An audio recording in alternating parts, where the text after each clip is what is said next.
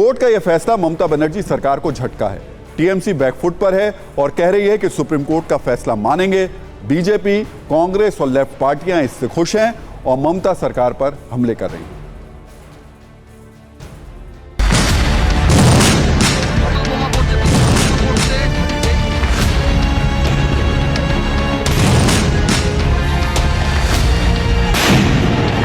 Bharatiya Janata party के कार्यकर्ताओं पर भी हुए प्राणघातक हमलों के बाद मैं मानता हूं कि सर्वोच्च न्यायालय का निर्णय लोकतंत्र के लिए एक संरक्षक और पश्चिम बंगाल की सरकार के लिए एक सबक के रूप में देखा जाना चाहिए। आसानसोल बाईपोल पार्लियामेंट इलेक्शन में देखा है, 7 असेंबली बाईपोल में देखा है, जबकि सब हर एक पोल सेंट्रल फोर्स द्वारा हुआ था, लेकिन आम आदमी का मन तृणमूल की तरफ था।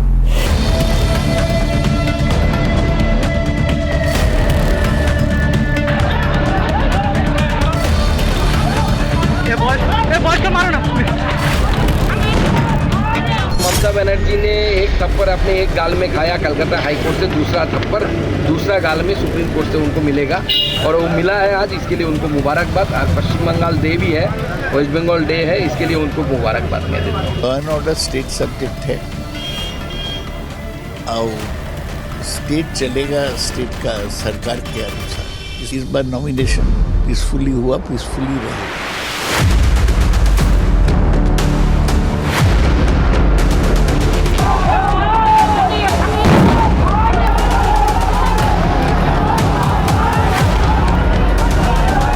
হিংসাত্মক আচরণের বিরোধিতা করছে, তার উপরেই আক্রমণ হতে পারে। সে ভোটার হতে পারে, সে কর্মী হতে পারে, সে পঞ্চায়েতের প্রার্থী হতে পারে, সে এমএলএ এমপি হতে পারে। কেউ পশ্চিমবঙ্গে সেফ নয়।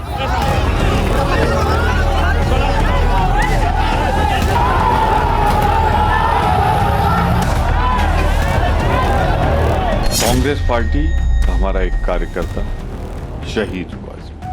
कई जगह हिंसक घटनाएं, हम अपनी चिंता व्यक्त करते हैं। वहां शांतिपूर्वक चुनाव सुनिश्चित कराया जाए। बीजेपी भी वहां अराजकता पैदा करे, उसके खिलाफ भी टीएमसी कठोर कार्रवाई करे।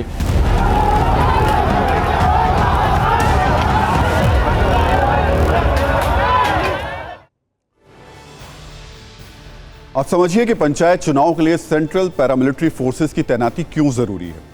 दरअसल पश्चिम बंगाल में चुनावी हिंसा का इतिहास रहा है। इसी चुनाव में अब तक 5 लोगों की मौत हो चुकी है। हिंसा किस तरीके से हो रही है, इसके लिए कुछ वीडियोस भी देखिए। ये तस्वीर कोलकाता के बाहरी इलाके में भांगर इलाके का है। यहाँ 12-13 जून को बमबाजी हुई।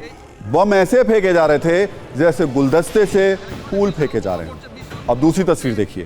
यह तस्वीर पश्चिम बंगाल के बांकुड़ा की है। बांकुड़ा में 2 कार में बमों से भरा बैग बरामद हुआ।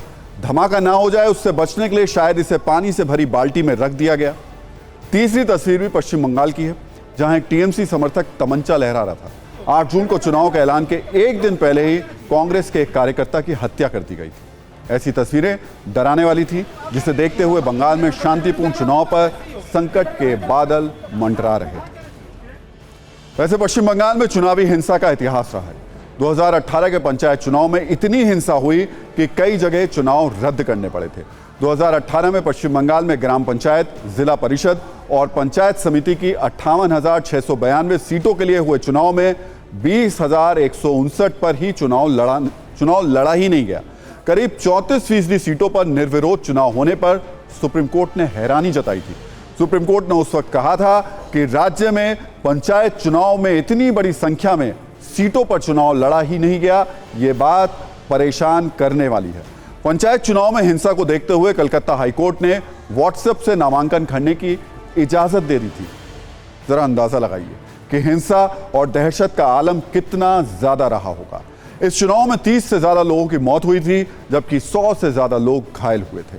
ये सब देखते हुए इस बार कोर्ट पहले से अलर्ट है और किसी तरीके का जोखिम नहीं ले रही है। हालांकि विरोधी इसे ममता बनर्जी के लिए झटका कह रहे हैं।